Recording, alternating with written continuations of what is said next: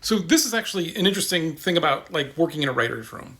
While I wrote most of Left 4 Dead 1 and 2, Jay Pinkerton and Eric Wolpa also wrote a bunch as well. It's just Jay didn't start when we started Left 4 Dead, then Eric was working on Portal more as we were both working on TF2, and then Jay and Eric started working more on Portal 2 than Left 4 Dead 2. Like, whatever. But they both contributed a ton and often the funniest stuff.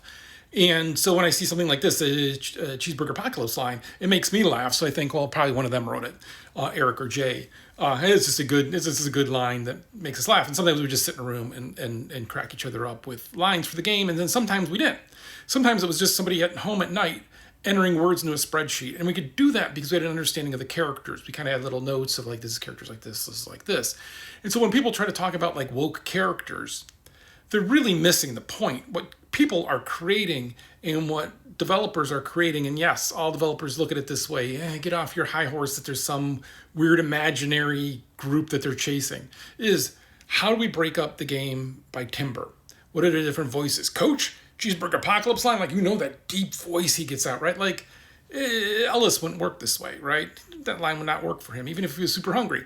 And you set that up. It's just not out of his voice, right? And so you want to have this mix of voices so that when you hear a voice, you don't need to see the character talking. You know who's talking, right? And I see this sometimes with games now where they're scared to have a lot of diversity. And you have like a bunch of mix of people that are very similar. I mean, come on. This is why if you have 5 white dudes, middle-aged white dudes or young white dudes who are all athletic in your group, even if they have different voices, I don't know. Like, I've played Wildlands a bunch. I don't know which one of them is actually talking about the legal cocoa. I don't know which one of those guys. Because they all sound the same. And that's fine for that game because they're background. But, like, in your game, you want to have that diversity because you want to have that pop that you know who's talking. You have that understanding. And you have that they're coming from a different point of view so that when they see something, they may talk about, like, the Cheeseburger Apocalypse.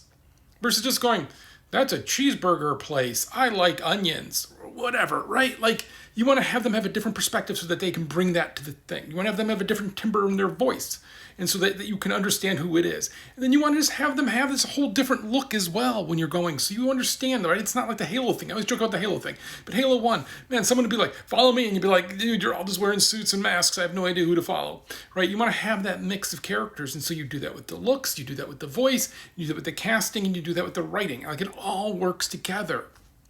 So when you talk about like woke because there's diversity in the cast, you're an idiot. Because what that is actually just a way to separate each of the characters so that people have an understanding of who they are. And then for us, we also look at who would be those characters in that world. And so if you're making something that goes through the South, you're going to have a set of characters that are like what we have in our game, Left 4 Dead 2. Or like Valve's game. It's not my game anymore. It's Valve's game. For my game, Anacrusis, we had it in the mix of that who would be off in space at the time because there's a website that you could see who's in space right now, and that's it. And then like, oh, this is a really good set of voices, and there's some of these voices I hadn't heard before. And again, it's just not like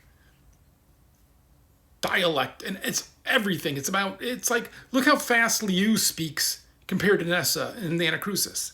Right away, you know it's a Liu line because she's speaking super fast. And Nessa would be more measured. She'd be more worried. She'd be more concerned. And all of that diversity, all of that mix is what makes a rich set of characters that you can live with, understand, and then you get the payoff from them.